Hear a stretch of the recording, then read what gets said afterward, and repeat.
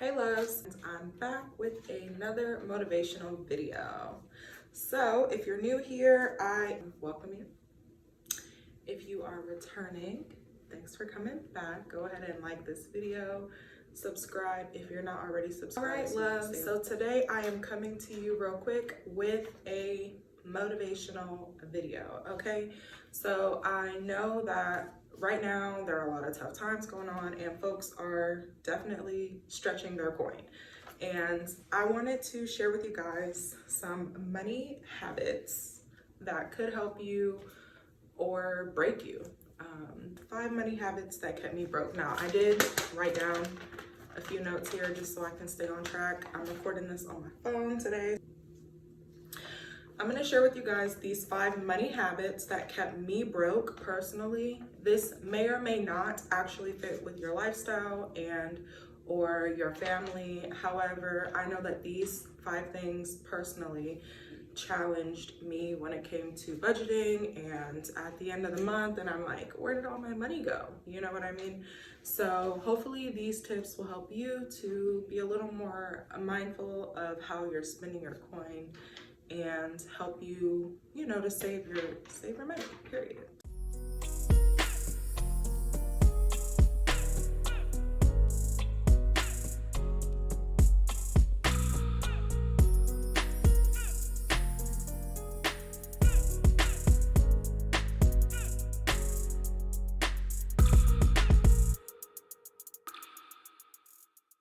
So the first thing that I can personally say really kept me broke is making transactions without tracking the movement of my money. So for this one, I personally was the card queen. Like, I literally would swipe my card, swipe my card, swipe my card. Now, debit card, credit card, don't matter, boo. Like, royalty card, like, if I had a card, I was swiping it. And so, don't get me wrong, like, I would keep cash and everything, but for the most part, like, I would just swipe my cards. And if you're not careful, you won't realize how much you're spending or how fast you're spending. So the biggest thing for me that helped me was to actually take a step back and look at my bank statements or look at my credit card statements and to actually see like where my money was going. Now, back in the day, not that long ago, but you know, back in the day for me, they didn't really have all these little apps and stuff out that they have now that can actually go in and track that stuff for you. But if you aren't familiar, I'll go ahead and link a few in the description. I think there are like apps and just little like widgets and programs that you can use that will actually go through your bank statements and let you know where your money's going, how you're spending your money, and if there are any subscriptions or things that you need to cancel, they'll cancel them out for you. So definitely being mindful of your money. So for me, once I realized how much money I was spending and where I was spending it, it gave me the opportunity to say, okay, sis, like you're doing too much on Fashion Nova. Like, it's one thing to buy stuff on Fashion Nova every month. It's another thing to buy things every paycheck. Like, just being mindful of those things, or maybe realizing, okay, I did kind of overspend this month on eating out. Like, you know, just whatever the case may be, which I'm getting a little ahead of myself because those are some of my other things. But yeah, definitely being more mindful of where your money is going. Awareness is key. So if you don't know, how are you going to be able to keep track of it, to manage it? So basically taking the time out, whether it's one time a week or one time a month or one time a day, just to take a look at your transactions, see how much money you spent today, how much money do you have left over, okay? And also, this is a little bonus tip for this one, considering making a account specifically for spending and using a separate account for all your savings, or even having one account that pays your bills. Specifically, all your bills come out of this account. Then you have another account or another card that you use for your, you know, splurges or, you know, the things that you want to buy for yourself, whether it's Sephora, makeup, clothes, or whatever the case may be, any free spending you would spend out of this account. Anything that you're saving, you put it away where you can't see it. Just managing and tracking your money in general is going to help you in the long run to be able to stop being broke, because when you know, you can grow. All right. So tip number 2 for money habits that technically could help you not be broke, if you think about it like this. Something that definitely kept me broke was saying yes to every invite, okay? Now, this, keep in mind, goes beyond just friends, right? This goes even into family, because I think family is one of the bigger ones that we forget. Birthdays, parties, graduations, all these different things that we celebrate usually come with a pretty big price tag. Now, don't get me wrong, I'm not saying don't show up for your friends, don't show up for your family. That's not what I'm saying. But when you are so used to saying yes to everything, every invitation to go out, to the bar, to the club, wherever the case may be, you're spending a lot of coin, okay? Coin that maybe you weren't anticipating to spend. It's not like you did extra work so that you can go to these things. This is something that's coming up, whether it's expected or unexpected, that's gonna cost you some coin, okay? You have to learn how to say no sometimes and really think about, is this serving me? How is this serving me?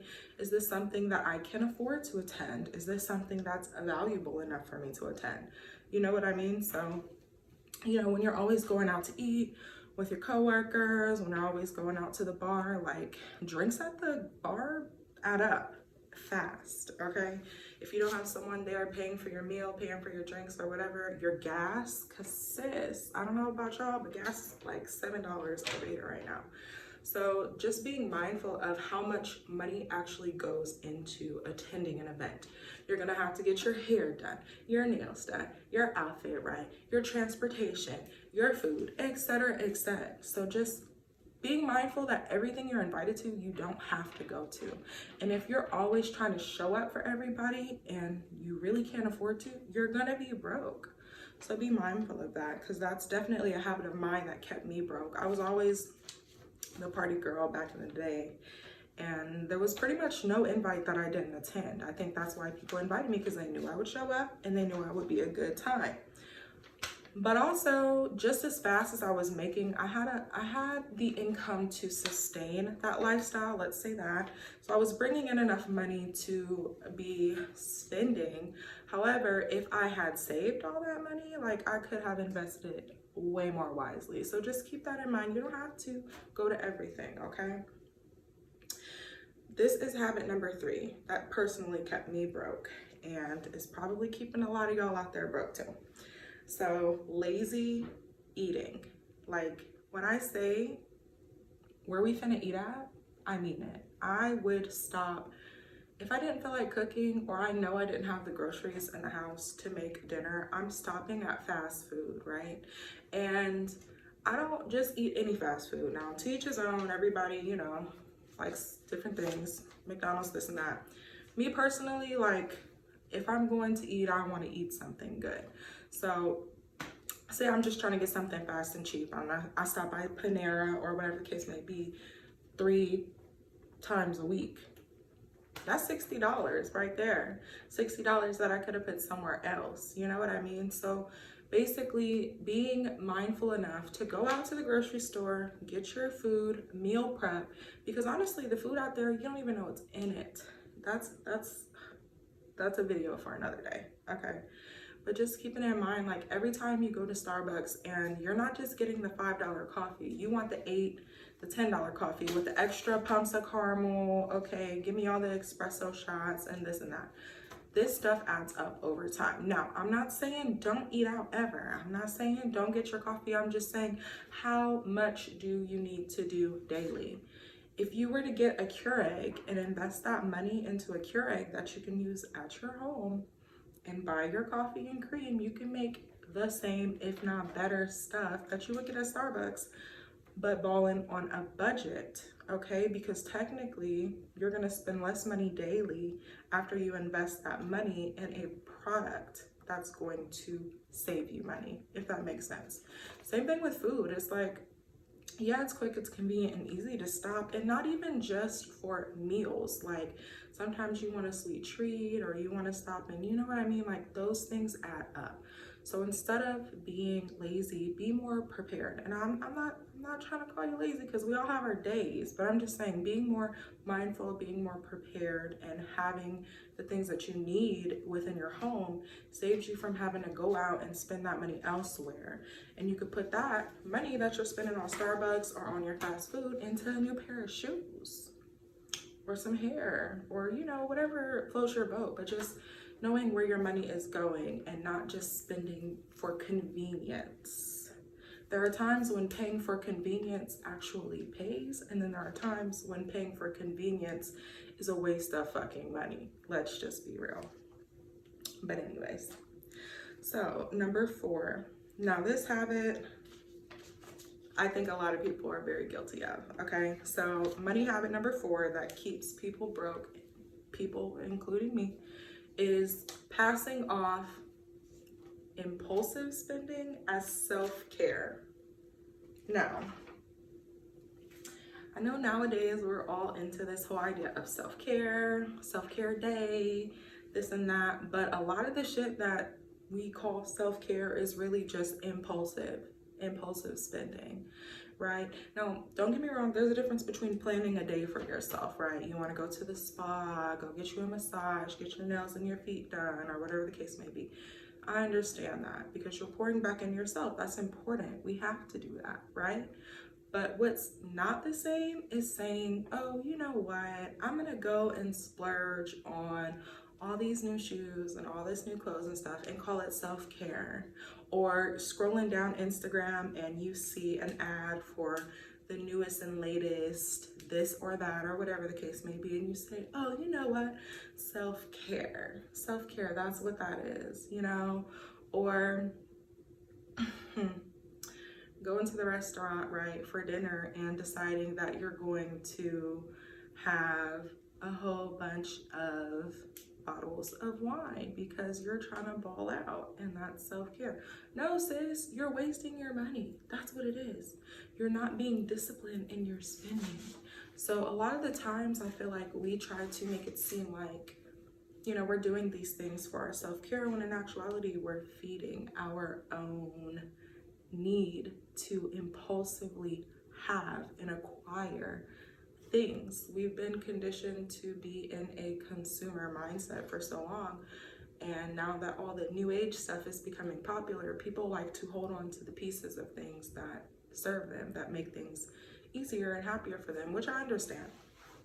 But don't sit here and say that you balling out at Fashion Nova, are you balling out knowing that your rent is due and knowing that your car note is already late is self-care. No, miss ma'am, it is not, okay?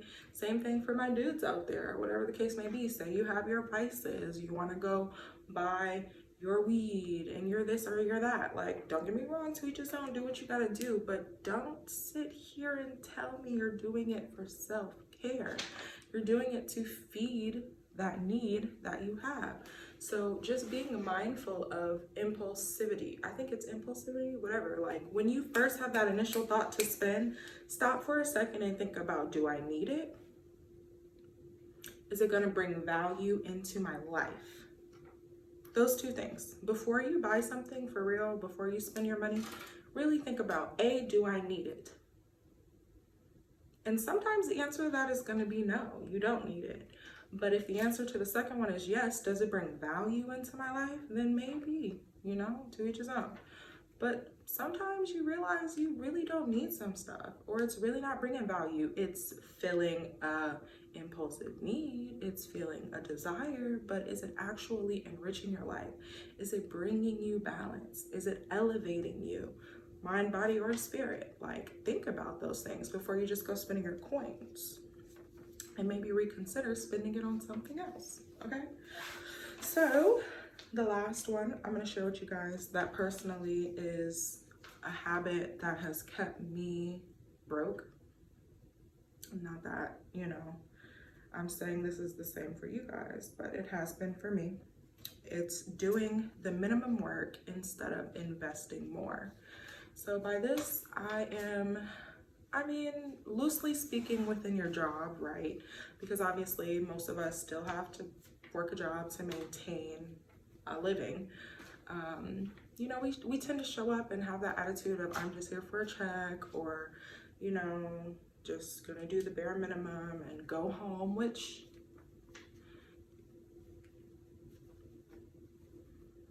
I can't really complain and say you shouldn't say that. But also at the same time, if you expect to have more opportunities, to get promotions, to get a raise, to, you know, have more of a reputation that you're a good worker, you might want to do a little more, at least with a smile, or, you know, be happy to be there. Like if you hate your job, maybe it's time you find a new one. You get me? We should only be doing things that actually serve us. And that's really what my second point is not really investing the time and energy, doing the bare minimum in our own passions. So we spend so much time literally going out to work, doing our jobs, making money. By the time we get home, we're so exhausted, we don't have the energy to pour back into what our actual dreams and our goals are. And that is the true thing that's keeping you broke, because as long as you have to depend on that job that you only show up for the check, or you really don't want to be there, or whatever the case may be, right? The more unhappy you're going to be.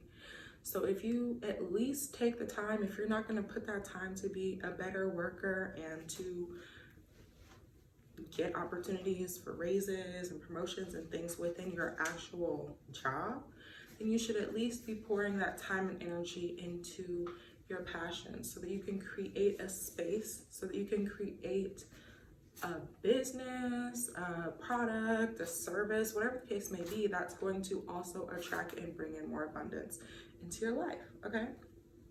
I know for me, I was a bomb-ass worker all the time, okay? Like I showed up, I did my job well, and I poured so much energy into jobs that really didn't value me. You know, no matter how much harder I worked, I still got the same check as the people who didn't do shit.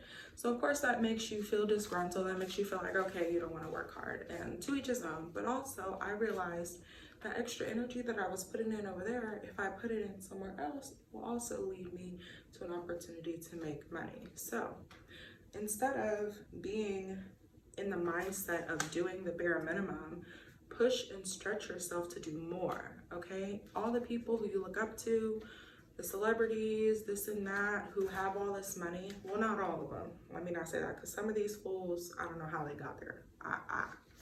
It's beyond me. But for those who are the greats, they worked hard. They grind hard. They put in a lot of time, effort, and energy into their craft, into their gifts, so that they can be the best at what they do, so that they bring so much to the table that they are invaluable, you know? And that's how you manifest and attract more abundance. When you are living within your gifts, and when you are strengthening your gifts, you're able to serve your purpose, which is unique, and you're able to create opportunities to make money, compared to pouring all your time into a job. By the time you get home, you don't feel like doing shit. You know, that's gonna keep you broke. Now, I'm not saying everybody has to be a business owner, but I'm just saying, realize that if you're not going to pour your time into your gifts and your dreams to create something of your own, well, Miss Ma'am, you better fix your attitude and pour into your job so you have opportunities to make more money. Because you can cut your spending all you want, right? But there's only so much you can cut your spending, because it's expensive to live for everybody, period. One of the only things that is unlimited is the amount of money that you can actually make. Not staying within your job, because most jobs or careers have limits to what you can make, but outside of that job, you are limitless. There are so many opportunities, so many things that you can do. So you have to kind of fix that mindset of doing the bare minimum, so that you can raise the amount of money that you're bringing in while you are balancing out your expenses. That's the only way to get out of the check to check to check cycle that most people get into.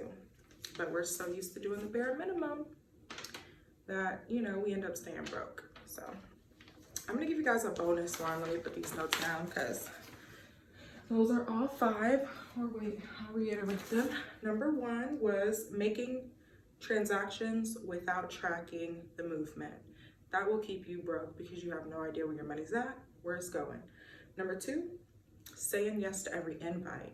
Trying to show up for everybody, even when you can't afford it emotionally and financially, is going to leave you very, very broke with your cup very, very low, okay? Number 3, being lazy with your eating and spending money in fast food and on coffee and on things that you can make at home, okay? Stop giving all this money to these folks who got plenty of it and start making your own stuff, period. Now, it's okay to splurge every now and then. I'm not saying you can't do nothing. I'm just saying being more mindful and saving that coin for the things that really serve you. Number 4, stop calling your impulsive spending self-care, okay? Self-care is way beyond monetary. It's most likely the time you spend and the things that you do that you actually enjoy. That's going to bring you self-care than the things that you can spend your money on. Now, everybody's different, don't get me wrong. I enjoy myself a good trip to the nail shop and a massage and, you know, a few things here and there, but not every day, all day, you know, being very, very intentional about your self-care, not just impulsively buying things to fill your needs, okay? And number 5 was doing the minimum work, okay? You have to invest more time and energy into your craft. And if you're not going to invest that time and energy into your own gifts and your own crafts to create your own opportunities, you better act right at your job and change your attitude so that you can stop going in for the check and you can start showing up and providing value. Only then will you be paid more, honey. You gotta provide value somewhere. And so the bonus one that I have for you guys is getting out of the lack mentality. So, and I'll wrap this one up real quick for you guys. A lot of this all just comes down to mindset. We are conditioned to want instant satisfaction, right? And a lot of the time it's because we feel like if we don't get it now, when will we have it? But the sooner you realize, the more that you let go, the more that you empty your space out, be it your hands, be it your home, the more space you have to attract and pull in and receive more things. If you're grasping onto these things that you're so used to for so long, at some point you will come across something that you want, but because you are so full, you're unable to receive it, right? So just changing your mindset and understanding that you don't need that and you don't need this to be successful. You don't have to show up for everybody to show love. You don't have to blow a bag to take care of yourself. There are so many ways that you can maneuver these situations without spending up all of your coin, okay? And understanding that the relationships and the people who care for you will still be there regardless of how much money you're spending at their events. The people who, how should I say, make all the money off of you, basically you're a cash cow for out there, these businesses, they've already made their money, okay? So instead of feeding into these systems out of habit, let's just be real, really considering how you can create that same opportunity for people to feed back into you. Okay, knowing that you are valuable enough for that, and also trusting in the universe that everything will be okay instead of being so worried and grinding all the time at your job.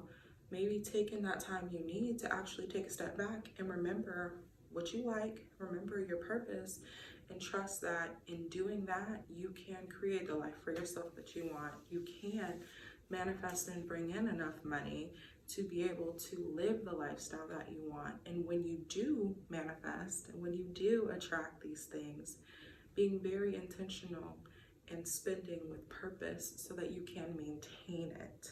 Okay? So these are things that I've personally implemented within my life to help me to have a more abundant financial situation. I definitely am not perfect. Like I said, I try to be mindful of these things daily, weekly, and I hope that it opens your mind up to allow you to really reflect on your life, reflect on your spending, and realize, why are you still broke? You know, sure, all your bills are paid, and I always say this, if all my bills are paid, I'm happy, right? But you can always be better. You know, why can't we have our bills paid and still be able to spend on the things that we want and then have some left over? So don't limit yourself, okay? And don't be hard on yourself. One day at a time, make different choices that will lead to different outcomes. So I hope you guys found that helpful. It's been a long time since I've posted a motivational video, so I am definitely excited to get this one uploaded. I will see you guys in the next video.